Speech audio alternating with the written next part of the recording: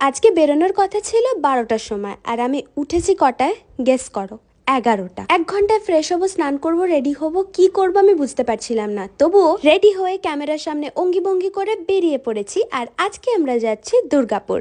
কেন বলছি গাড়িতে ঢং করতে করতে খিদে পেয়ে গেছে ভীষণ রকম, কারণ সকালে ব্রেকফাস্ট করার টাইম পাইনি। তাই একটা সামনের রেস্টুরেন্টে দাঁড়িয়ে আজকে আমরা খেয়েছিলাম ফ্রাইড রাইস আর গার্লিক চিকেন। এটা আমার ফেভারিট কম্বিনেশন।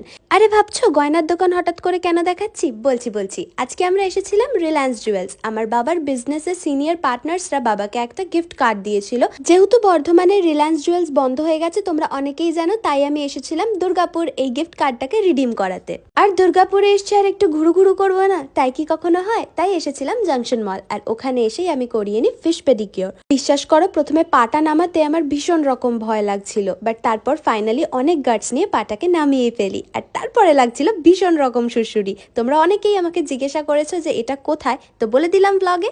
হ্যাঁ, দেখতে দেখতে বাড়ি যাওয়ারও টাইম হয়ে গেল। চলো তাহলে এবার বাড়ি যাওয়া যাক। আর বাড়ি গিয়ে তোমাদেরকে বললামই রিংটা একবার দেখাবো। কমেন্টে অবশ্যই জানিও কেমন হয়েছে। চললাম তাহলে এখন, বাই।